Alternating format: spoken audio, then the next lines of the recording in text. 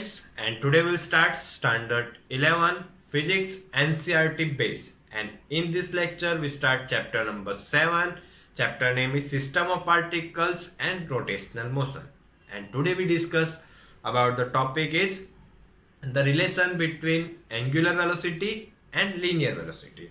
So before start the relation between angular velocity and linear velocity, we discuss the topic is subtopic is the angular displacement, and we already discussed the displacement in chapter number 3. So discuss what is the displacement. Displacement means the change of any object, change of position of any object with respect to time, और object के position में अगर continuously changes होता है तो उसको हम क्या बोलते हैं, displacement. So what is the difference between, first we discuss तो what is the difference between angular displacement and only displacement. First we note down the topic is the angular displacement.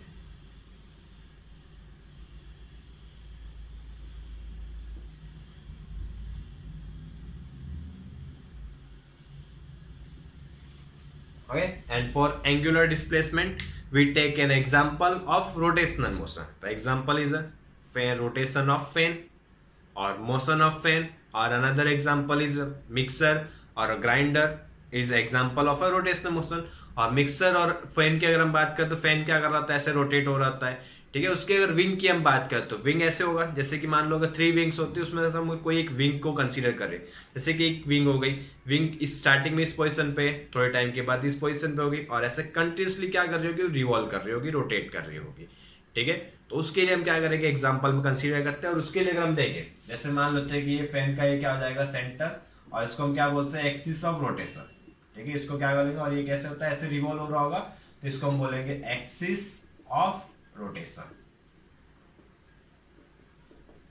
ठीक है. और इसमें देखो 3 विंग्स होंगे, तो 3 wings में से हम किसी एक विंग्स को कंसीडर करते हैं, और उसमें जो वर्क होगा, वो जो फंक्शन कर रहा होगा, जैसे मोशन कर रहा होगा, वैसे बाकी के विंग्स भी मोशन करते. तो यहाँ पे हम क्या करते हैं, एक विंग को ऐसे कंसीडर कर लेते हैं, ये हो गई फैन की एक विंग, ठीक है. स्टार्टिंग में मान लेते हैं कि यहाँ पे है, और इसके लिए टाइम कंसीडर कर लेते हैं सपोज t1, और इस पोजीशन को हम सपोज कंसीडर कर लेते हैं p1, ठीक है. इसके लिए जो टाइम लग रहा है उसको हम कंसीडर कर लेते हैं t1, और इस पोजीशन के लिए हम इसको बोल देते हैं p1, ठीक है. और ये रिवॉल्व करते हैं, रोटेट करते करते थोड़े टाइम के बाद क्या होगा, इसकी पोजीशन चेंज हो गई, फैन का विंग हो जाएगा यहाँ पे, यही फैन रोटेट होकर यहाँ पे चला जाएगा. तो और इसके लिए पोजीशन हम कंसीडर कर लेते हैं p2, और यहाँ तक के लिए इसके लिए जो टाइम लग रहा है उसको हम कंसीडर कर लेते हैं t2, ठीक है.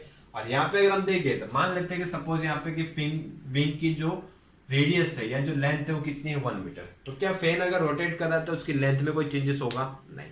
तुम 5 मिनट चला लो, 1 आवर चला लो, या कितना भी अगर उसको कंटिन्यूसली ऑन रखोगे, क्या उसकी विंग्स की साइज में कोई भी चेंजेस होता है, नहीं. 1 मीटर है तो तुम 1 आवर के बाद भी अगर देखोगे तो उसकी साइज क्या रहती है, 1 मीटर रहती है, लेंथ में कोई भी चेंजेस होता है नहीं, ठीक है. तो इसको अगर हम कंसीडर करें तो ये विंग की रेडियस हो गई, इसको r कंसीडर कर लो, r की वैल्यू 1 मीटर. थोड़े टाइम के बाद देखोगे तो भी क्या रहेगा, 1 मीटर. तो उसमें क्या चेंजेस हो रहा है, हमने क्या बोला कि अगर डिस्प्लेसमेंट है मतलब वहां पे क्या होना चाहिए, कुछ ना कुछ चेंजेस होना चाहिए. बट यहाँ पे तो 1 मीटर है, तुम 1 और 5 मिनट्स के बाद देखो, 1 आवर के बाद देखो, फिर भी उसकी 1 मीटर ही लेंथ है, तो लेंथ में कोई भी चेंजेस हुआ नहीं. तो यहाँ पे चेंजेस क्या हो रहा है, यहाँ पे चेंजेस हो रहा है थीटा. जैसे मान लो स्टार्टिंग में इस पॉइंट पे था, थोड़े टाइम के बाद देखोगे तो 30 डिग्री पे, थोड़े टाइम के बाद और देखोगे तो हो जाएगा 45 डिग्री पे, थोड़े टाइम के बाद और देखो तो हो जाएगा 60 डिग्री पे, और फिर देखोगे तो यहाँ पे हो जाएगा और एंगल हो जाएगा 90 डिग्री. मींस चेंज क्या हो रहा है, यहाँ पे एंगल चेंज हो रहा है, डिस्टेंस में या रेडियस में कोई भी चेंजेस हो रहा है नहीं. तो एंगल में चेंजेस हो रहा है, इसके लिए यहाँ पे जो भी चेंजेस होता है तो उसको हम क्या बोलेंगे, एंगुलर डिस्प्लेसमेंट, ठीक है. और एंगुलर डिस्प्लेसमेंट के लिए हमारा एंगल है, तो एंगल के लिए हम सिंबल यूज करेंगे थीटा. तो एंगुलर डिस्प्लेसमेंट के लिए हम रिप्रेजेंट किससे करेंगे, डिनोटेड बाय थीटा, ठीक है. तो ये हो जाएगा इसका एग्जांपल. अब देखो इसी में अगर हम कंसीडर करें,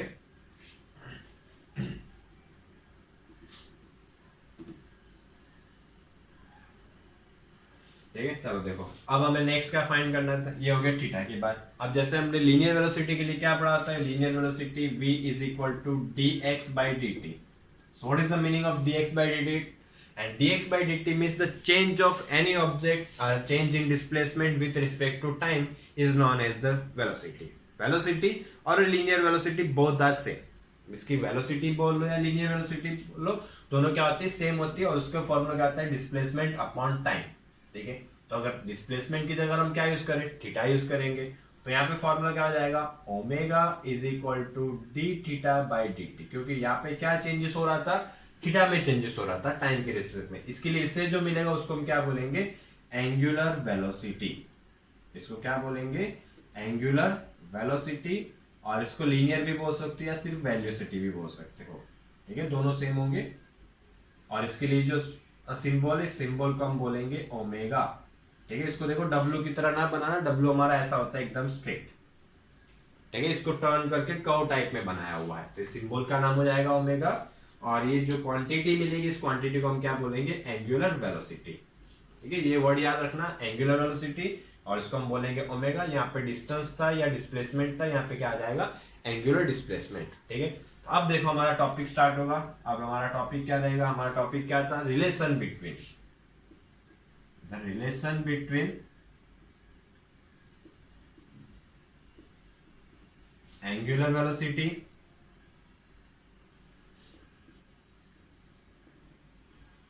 एंड लीनियर वेलोसिटी। अब देखो यहाँ पे लीनियर भी लिखे या सिर्फ वेलोसिटी भी लिखे, दोनों का मीनिंग सेम रहेगा, ठीक है। और देखो यहाँ पे रिलेशन का मतलब है कि रिलेशन में ये नहीं बताना है कि ये इसके अंकल है, ब्रदर है, सिस्टर है, कि लीनियर और एंगुलर वेलोसिटी एक दूसरे के ब्रदर है, सिस्टर है, फादर है, मदर है, वो चीज हमें नहीं बतानी होती है।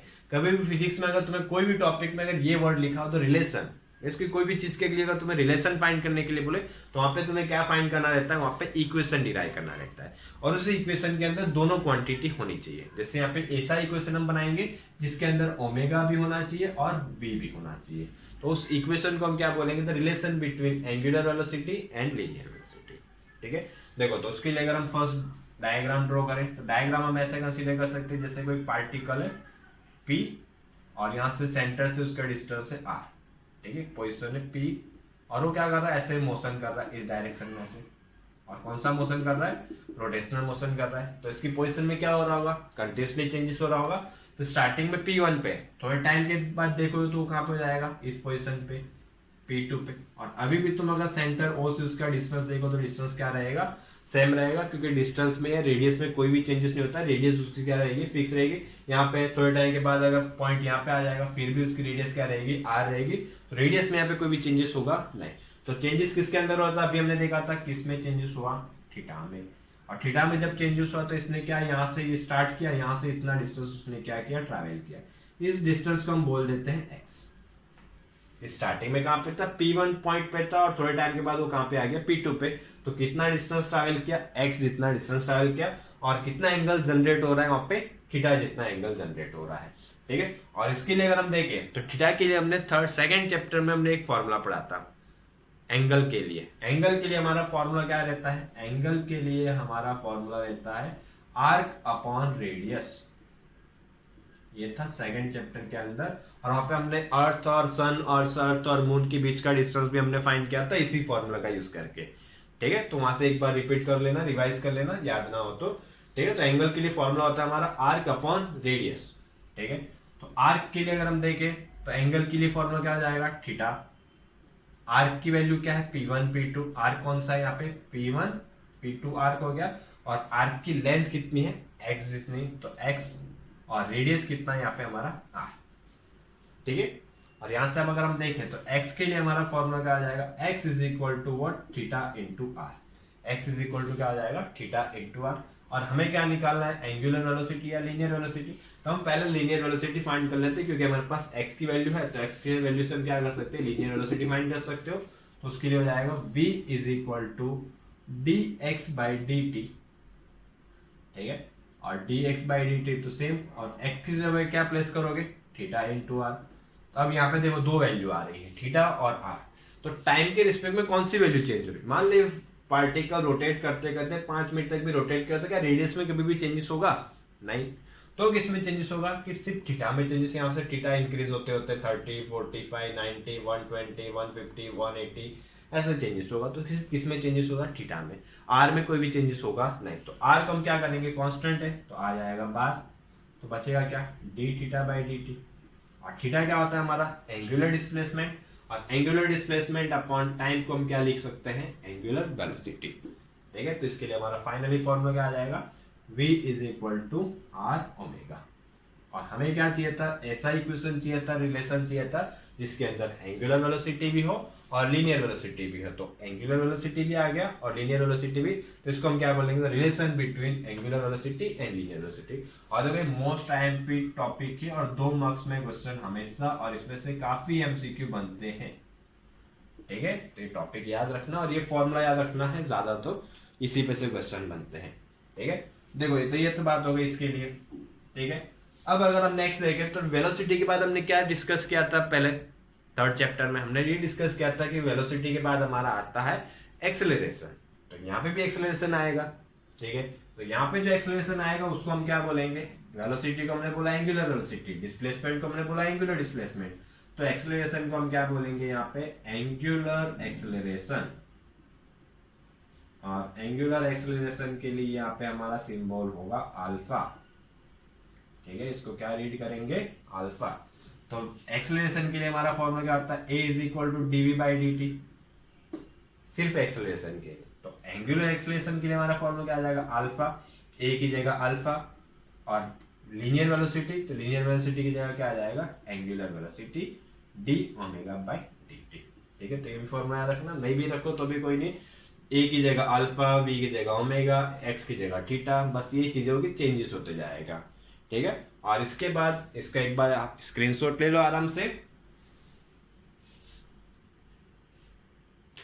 ठीक है, और एक्सेलरेशन के बाद हमारा वैल्यू आती है फोर्स की। इसके बाद हम फॉर्मूला डिराइव करते हैं फोर्स के लिए, और इसी में यहाँ पे हमारा फॉर्मूला आएगा, फोर्स नहीं निकालेंगे, यहाँ पे हम निकालेंगे टॉर्क। रोटेशनल मोशन में जो लीनियर मोशन में जो वर्क फोर्स करता है वही वर्क यहाँ पे कौन कर रहा होता है, फोर्स नहीं करता है।